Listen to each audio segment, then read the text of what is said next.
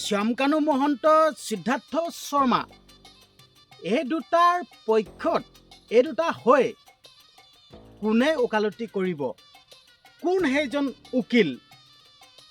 যোৱাকালি সিদ্ধাৰ্থ শৰ্মা শ্যামকানু মহন্তক গ্ৰেপ্তাৰ কৰিলে CID য়ে। তো এতিয়া কথা হ'ল, এই কালপিত দুটাৰ হৈ কোন সেইজন ওকালতি কৰা সেই উকিলজন কোন হ'ব পাৰে? হয়তো কোনোবাইতো ওকালতি কৰিব লাগিব, হয়নে নহয়? সেই ওকালতি কৰা উকিলজন কোন হ'ব পাৰে? আপোনালোকে এই ভিডিঅ'টোত গম পাব। আৰু সকলো ৰাইজে, অসমৰ ৰাইজে সিদ্ধাৰ্থ শৰ্মা আৰু শ্যামকানুৰ মহন্ত হৈ ওকালতি কৰা সেই উকিলজননো কোন, এই কথাটো জানিবৰ কাৰণে সকলোৱে আশা কৰি আছিল। তো আপোনালোকে গম পাব সিদ্ধাৰ্থ শৰ্মা শ্যামকানুৰ মহন্ত হৈ ওকালতি কৰা সেই উকিলজন কোন হ'ব পাৰে। আপোনালোকৰ চেহেৰাটো হ'লেও চাবলৈ মন গৈ আছে, বা আপোনালোকে বিচাৰি আছে সেই মানুহজন কোন হ'ব পাৰে, সেই উকিলজন কোন হয়। আপোনালোকে গম পাব, ভিডিঅ'টো চাই থাকক, এৰি নিদিব। আমি সকলোৱে যোৱাকালি মাননীয় মুখ্যমন্ত্ৰী হিমন্ত বিশ্ব শৰ্মা ডাঙৰীয়াদেৱক ধন্যবাদ জনাইছোঁ আৰু CID দলটোক ধন্যবাদ জনাইছোঁ। আমি সকলো ৰাইজে এটা কথা কৈ আছিলোঁ, শ্যামকানু মহন্ত, সিদ্ধাৰ্থ শৰ্মাক গ্ৰেপ্তাৰ কৰক, গ্ৰেপ্তাৰ কৰক। অলৰেডি গ্ৰেপ্তাৰ কৰিলে যোৱাকালি। CID য়ে দিল্লী বিমানবন্দৰৰ পৰা হাতত হেণ্ডকাফ লগাই চোঁচৰাই লৈ অনা গৈছে আৰু চোঁচৰাই আনি CID লাকাপত ভৰাই থৈছে বিনা AC, ঠিক আছে, বিনা উঠোৱা মহৰ কামোৰণিত গৰমত, গেলা গৰমত সোমাই ৰখা হৈছে, অলৰেডি লাকাপত ভৰাই থৈছে। তো এতিয়া কথা হ'ল, এই দুটা হৈ, এই কালপিত দুটা হৈ ওকালতি কৰা উকিলজন কোন গম পাব। মই কৈ আছোঁ, আপোনালোকে ভিডিঅ'টো চাই থাকক। ভিডিঅ'টো শেষত কৈ দিম। তাৰ আগতে আপোনালোকক এটা অনুৰোধ কৰিব বিচাৰিছোঁ, ভিডিঅ'টো পাৰিলে এটা শ্বেয়াৰ মাৰি দিয়ক। আন 10জনক এই কথাটো জানিব দিয়কচোন, আন 10জনেও কথাটো গম পাওক, হয়নে নহয়? তো সেইকাৰণে আপোনালোকক অনুৰোধ কৰিছোঁ, ভিডিঅ'টো শ্বেয়াৰ এটা মাৰি দিয়ক। আৰু লগতে চেনেলটো যদি ছাবস্ক্ৰাইব কৰা নাই, আপোনালোকে চেনেলটো ছাবস্ক্ৰাইব কৰি দিয়ক। আচলতে মই দিয়া ভিডিঅ'সমূহ পাই থাকিবলৈ হ'লে চেনেলটো ছাবস্ক্ৰাইব কৰি থ'ব লাগিব, আৰু চেনেলটো ছাবস্ক্ৰাইব কৰি থ'লেহে মই দিয়া ভিডিঅ'সমূহ আপোনালোকে পাই থাকিব। সেইকাৰণে আপোনালোকক এটাই কথা ক'ব বিচাৰিছোঁ, আপোনালোকে যদি জানিব বিচাৰি আছে সেই উকিলজন কোন, কোনে ওকালতি কৰিব, ভিডিঅ'টো প্ৰথমবাৰ শেষলৈকে চাই থাকক। মই অনুৰোধ কৰিছোঁ, এটাই কথা কৈছোঁ আপোনালোকক, ভিডিঅ'টো প্ৰথমবাৰ শেষলৈকে চাই থাকক, আপোনালোকে গম পাব। আচলতে এই দুটা কালপিত দুদিনমানৰ আগলৈকে যিটো লাইফ ষ্টাইলত আছিল, যিটো লাইফ ষ্টাইলত মানে জীৱন যাপন কৰিছিল, মানে ক'বই নালাগে। মানে আমাৰ মানে সিহঁতৰ যোনটো লাইফ ষ্টাইল, সেই লাইফ ষ্টাইলটো দেখি আমাৰ মানে সপোনৰো অগোচৰ, এনেকুৱাই খাতৰা লাইফ ষ্টাইল। তো এতিয়া CID লাকাপৰ ভিতৰত মই মুঠতে এইটোৱে কথা ক'ব বিচাৰিছোঁ, আৰু CID দলটোকো মই এটা কথা ক'ব বিচাৰিছোঁ, আপোনালোকে যি কাম কৰি আছে, বহুত ভাল কাম কৰি আছে। যি আইনী প্ৰক্ৰিয়াৰে আপোনালোকে তদন্ত আৰম্ভ কৰি আছে, বহুত ভাল কাম কৰি আছে, ভাল লাগিছে। আৰু মাননীয় মুখ্যমন্ত্ৰী হিমন্ত বিশ্ব শৰ্মা ডাঙৰীয়াদেৱেও কৈছিল যে জুবিন গাৰ্গৰ লগত যি কাণ্ড সংঘটিত হৈ গ'ল, আৰু যোনকেইজন জড়িত হৈ আছে, যোনকেইজন কালপিত, সেই লোককেইজনক কেতিয়াও সাৰি যাব নিদিওঁ, দুখীয়া শাস্তি পাবই। মাননীয় মুখ্যমন্ত্ৰী হিমন্ত বিশ্ব শৰ্মা ডাঙৰীয়াদেৱে তেনেকৈ কৈছিল। আৰু অলৰেডি আৰু এটা কথাও কৈ দিছে হিমন্ত মামাই, যদিহে জুবিন গাৰ্গৰ যদি দোষীক যদি আমি শাস্তি দিব নোৱাৰোঁ, আপোনালোকে 2024 চনত ভোট নিদিব। কিমান এজন ভাল মানুহ হ'লে এই কথাটো ক'ব, আপোনালোকে মোক কওক। কিমান এজন ভাল মানুহ হ'ব লাগিব? আৰু সেইজনে হ'ল মাননীয় মুখ্যমন্ত্ৰী হিমন্ত বিশ্ব শৰ্মা ডাঙৰীয়াদেৱ, যি ভোট নালাগে বুলি কৈ দিছে। চেলেট জনাইছোঁ মাননীয় মুখ্যমন্ত্ৰী হিমন্ত বিশ্ব শৰ্মা ডাঙৰীয়াদেৱক, চেলেট জনাইছোঁ।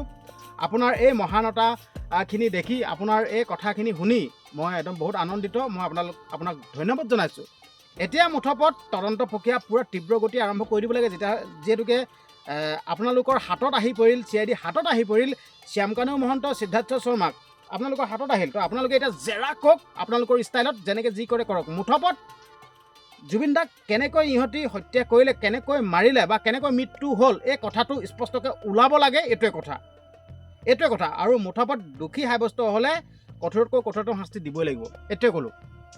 আৰু লগতে আপোনালোকে ভিডিঅ'টো চাবলৈ আৰম্ভ কৰিলে টাইটেল আৰু থাম্বনেইল দেখি, যিহেতুকে মই আপোনালোকক কৈছিলোঁৱেই, সিদ্ধাৰ্থ শৰ্মা, শ্যামকানু মহন্ত হৈ ওকালতি কোনে কৰিব, এই কথাটো স্পষ্টকৈ আপোনালোকক কৈ দিছোঁ।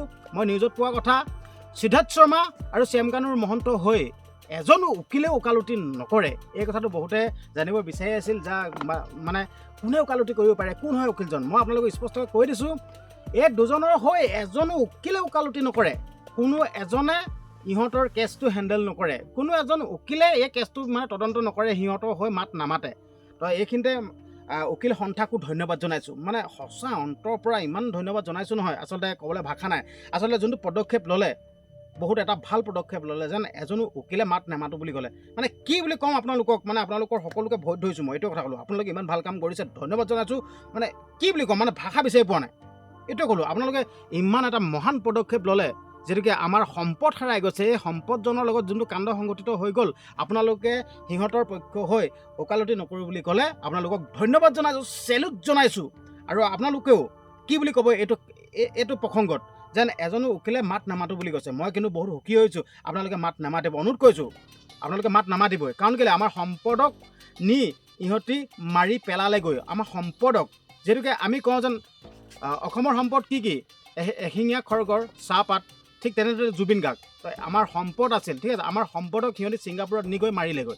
তো আপোনালোকে ভাল পদক্ষেপ ল'লে, আপোনালোকে স্পষ্টীকৰণ দিছে যেন এজনো উকিলে ওকালতি নকৰে। আপোনালোকক চেলুট দিছোঁ। আৰু আপোনালোকক কৈয়ে দিছোঁ যেন এজনো উকিলে ওকালতি নকৰে। আপোনালোকে এইটো বিশ্বাস নকৰিব, এজনো উকিলে ওকালতি নকৰোঁ বুলি কৈছে। মই নিজে পোৱা কথাটো আপোনালোকক কৈ দিছোঁ, ভাল লাগিছে।